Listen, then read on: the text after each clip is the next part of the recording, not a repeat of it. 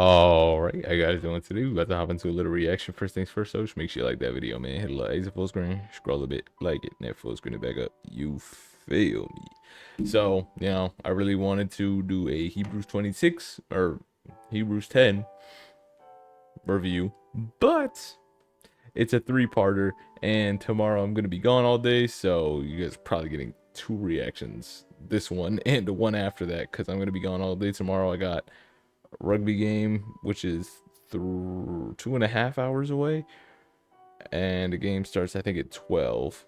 And there's 3 games that are gonna be played. Oh crap! Yeah, that's gonna be so long.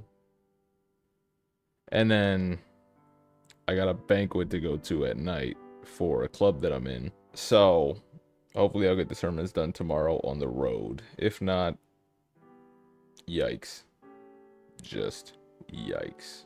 Anyway, so our video today is coming from Believer's Voice Ministries, Rejected Books of the Bible Explained in 10 Minutes. Let's check it. The Book of Enoch discusses fallen watchers, human women, and bloodthirsty giants. It is an ancient book with 5 separate parts by different authors, plus segments from the Book of Noah thrown in. Nobody knows who wrote this book. The authorship is unclear, and it is attributed to Enoch, the great-grandfather of Noah, but it was not written by him. Enoch is considered a legendary figure, and the attribution to him is part of the pseudepigrapha, meaning the true authors used his name to give an aura of ancient wisdom and authority. The Book of Enoch was most likely written by multiple authors over several centuries, with estimates ranging from 3rd century BC to 1st century AD during the Second Temple period in Jewish history. The Book of Enoch is divided into 5 parts. The Book of the Watchers, where fallen angels marry human women and produce offspring called the Nephilim. The Book of Parables, where divine judgment is discussed and the Son of Man is introduced, a figure who will judge the wicked. The Book of Dream Visions, the Book of the Heavenly Luminaries, and the Epistle of Enoch.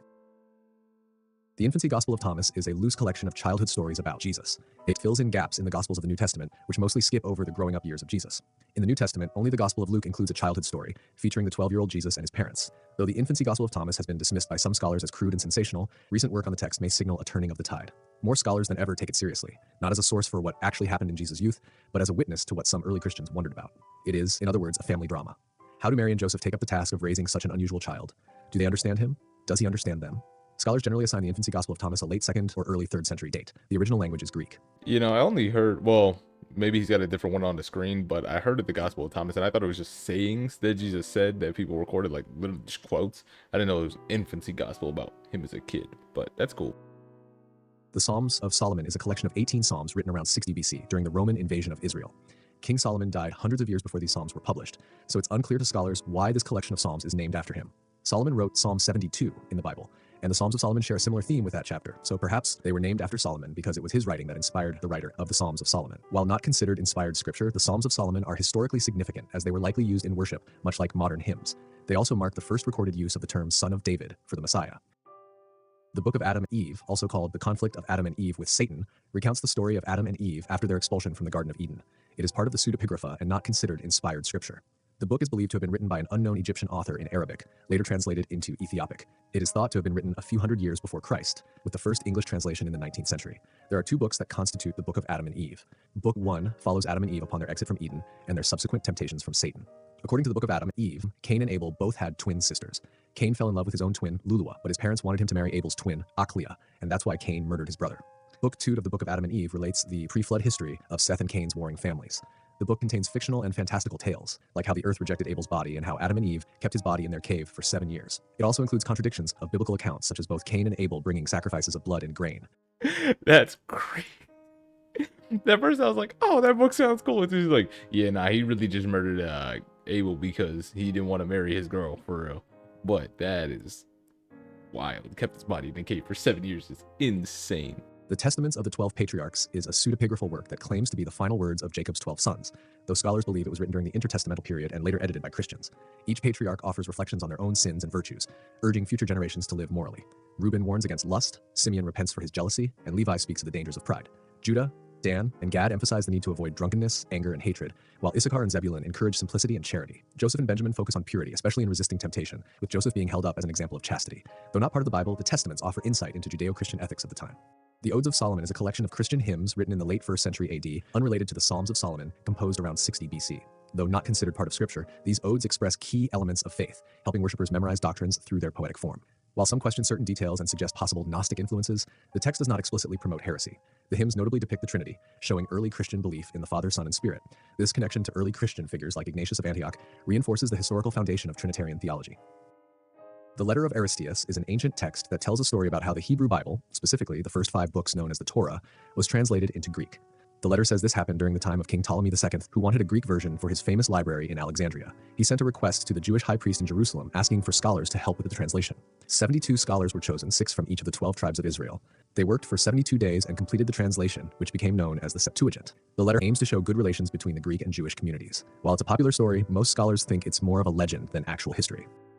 The story of Ahikar is an ancient Near Eastern text believed to have been written in the 5th or 6th century BC. It tells the story of Ahikar, a wise and trusted counselor to the Assyrian kings Sennacherib and Esarhaddon. Despite his loyalty, Ahikar is betrayed by his adopted nephew, Nadin, who falsely accuses him of treason. As a result, Ahikar is sentenced to death, but the executioner spares him due to their friendship. Ahikar hides in secret until Nadin's treachery is revealed. The text is filled with proverbs and moral lessons, with Ahikar's wisdom being a central theme. Like other works from this period, the story of Ahikar was not considered inspired scripture, but was widely respected for its teachings on virtue, loyalty, and justice. Its influence spread across different cultures, even being referenced in the Book of Tobit, and inspiring similar works in later Christian and Islamic literature. The story's emphasis on wisdom and moral integrity reflects the values of the time and continues to be appreciated for its ethical lessons. That book kind of seems cool. I might go check that out. I don't know what it had to do with the Bible, but you know, it sounds cool. It sounds cool. People like it. The books of 1st and 2nd Esdras are not included in most biblical canons, except in some Greek Orthodox, Episcopal, or Lutheran traditions. 1st Esdras is part of the apocryphal deuterocanonical scripture, while 2nd Esdras is considered pseudepigraphal and apocalyptic. 1st Esdras recounts historical events like King Josiah's reforms and the Jews' return from Babylon, but contains historical errors. 2nd Esdras, written later, addresses Jewish suffering and contains 7 visions of Ezra, including messianic prophecies. Both texts raise questions about authorship and historical accuracy, but offer valuable insight into Jewish thought during and after the exile. The books of 1st and 2nd Maccabees chronicle the Jewish rebellion against the Seleucid. My friend is actually reading Esdras. He said God told him to for more wisdom. I don't know what about, but you know, to each their own. Empire from 175 to the 134 BC. They are recognized in the Greek Orthodox, Roman Catholic, Coptic, and Russian Orthodox canons, but not by Protestants or Jews. 1st Maccabees focuses on the Jewish struggle for religious independence after Antiochus IV Epiphanes desecrated the temple and banned Jewish practices. The Maccabean family, led by Mattathias and later his son Judas, organized a successful revolt, restoring Jewish religious traditions. The 2nd book of Maccabees, written in Greek, offers a theological interpretation, introducing doctrines like prayers for the dead and resurrection. These books play a significant role in Jewish history, inspiring Hanukkah and influencing Catholic teachings, while Protestants reject their doctrinal significance. The Book of Jubilees, written between 135 and 105 BC, recounts biblical history from creation to Moses, revealed by an angel. It emphasizes a 364-day solar calendar and strict observance of religious laws like the Sabbath and circumcision, diverging from mainstream Jewish traditions. Jubilees glorifies patriarchs, often portraying them as flawless, contrasting with the more candid accounts in the Bible. It was likely written by an Essene member, as evidenced by similarities to Qumran teachings. Despite its detailed religious practices, including extreme punishments, the book is not accepted as canonical by most religious groups today, due to its deviations from biblical texts. The Gospel of Mary, discovered in 1896, dates back to the 3rd and 5th centuries AD, written in Greek and Coptic. Although often linked to Mary Magdalene, the text never explicitly identifies which Mary it refers to. Significant portions of the manuscript are missing, making its message difficult to fully understand. Scholars consider it agnostic forgery, written in the late 2nd century, and view it as an attempt to promote heretical teachings under the guise of biblical authority. Its primary value lies in understanding early Christian heresies. Now that last one is crazy. Yep, it's forgery. The main purpose of this text is really just to talk about people committing heresy. How these people faking it. But yeah, that's mad cool. That's mad cool. All right, that's gonna be the end of the video. Hope you guys have yourselves a fantastic rest of your day. Peace.